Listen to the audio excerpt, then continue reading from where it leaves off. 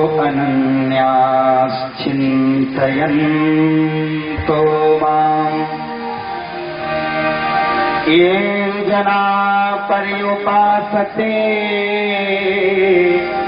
तेषां नित्याभियुक्तानां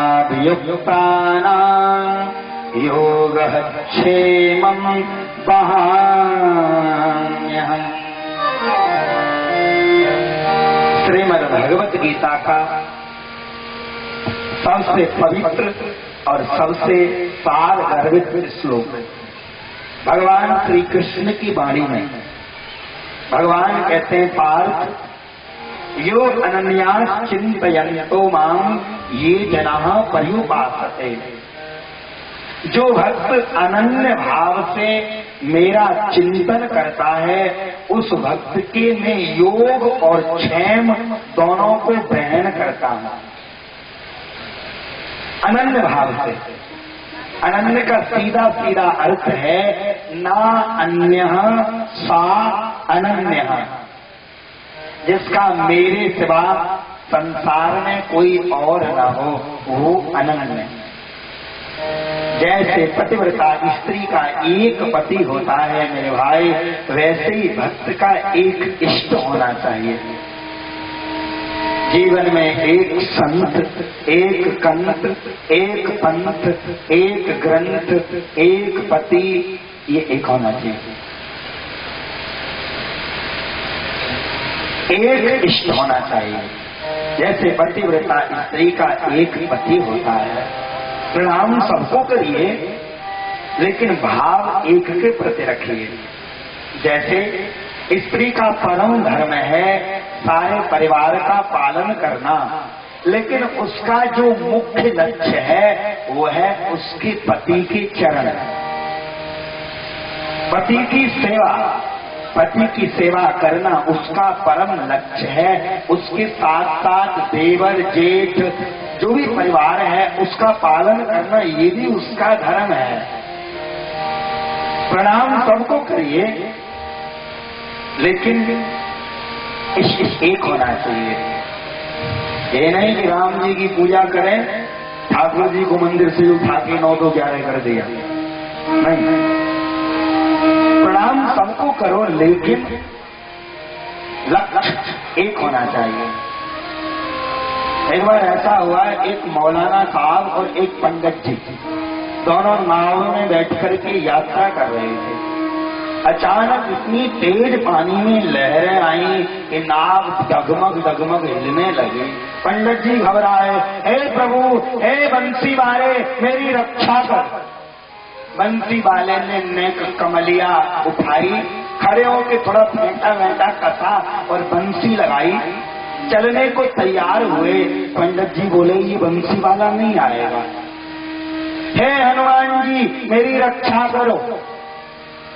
बंसी वाले ने मन में विचार किया, जब हनुमान जा रहा है तो फिर अपन क्या करेंगे। हनुमान जी थोड़ी राम जी की सेवा में से खड़े हुए, अपनी गदा वदा उठा के सेट हुए। पंडित जी को लगा ये हनुमान जी नहीं आएगा। बोले हे काली माँ मेरी रक्षा करो। हनुमान बोले जब माँ ही जा रही है तो मैं प्रभु की सेवा को क्यों छोड़ूं। आखिरकार कोई नहीं आया और उस मोमडन ने, उस मौलाना ने एक ही बार कहा, हे खुदा मेरी रक्षा कर। और उसका खुदा आया और उसे नौका के सहित पार पर रख दिया। थोड़ी देर के बाद पंडित जी हालांकि निकल गए बाहर, लेकिन पंडित जी ने निकलते ही भगवान से प्रश्न किया, क्यों जी एक बात बताओ, इस मुल्ला ने केवल एक ही बार पुकारा और आपने रक्षा कर दी, लेकिन मैं तो कई बार पुकारा पर मेरी रक्षा क्यों नहीं की। भगवान बड़े हो जोर से हंसे, अरे तेरी रक्षा तो कर देता, लेकिन मैंने रक्षा इसलिए नहीं की क्योंकि तुझे मेरे एक स्वरूप पर विश्वास नहीं था, तुझे मेरे एक रूप पर भरोसा नहीं था। तू तो कभी हनुमान को पुकारता था, कभी काली को पुकारता था, तू कभी ठाकुर को पुकारता था, इसलिए तेरी नौका डूब गई। जीवन में मेरे भाई एक इष्ट होना चाहिए। इसी को कहते हैं अनन्य। ना अन्य या सा अनन्य, जिसका अपने ठाकुर को छोड़ करके संसार में कोई दूसरा ना हो, उसे कहते हैं अनन्य। मेरा ठाकुर कहता है अनन्य भाव से अगर कोई मेरे आश्रित हो जाता है तो उसके योग और क्षेम मैं दोनों को वहन करता हूं। योग किसे कहते हैं? कोई बता सकता है मुझे योग का अर्थ? रोग भगाने का नाम योग नहीं है। ऐसे करके खींचना, ऐसे करके 2 घंटे तक आंख बंद करना, कला मंडी खाना, ये योग नहीं है। ये माय डियर व्यायाम हो सकता है। रोग भगाने का नाम योग नहीं है। आज के समय में हमने योग को गलत अर्थ में बदल दिया। टेलीविजन के माध्यम से जो योग का प्रचार हो रहा है वो ठीक है, बाबा रामदेव जो लगे हुए हैं वो ठीक है, लेकिन हमने उसका अर्थ नहीं जाना है। योग है क्या? 2 + 2 = 4, 2 + 2 = 4। अब आप 4 में यह नहीं बता सकते कि पहले वाला 2 कहाँ है और बाद वाला 2 कहाँ गया। उसी प्रकार जीवात्मा और परमात्मा का सूक्ष्म मिलन योग कहलाता है।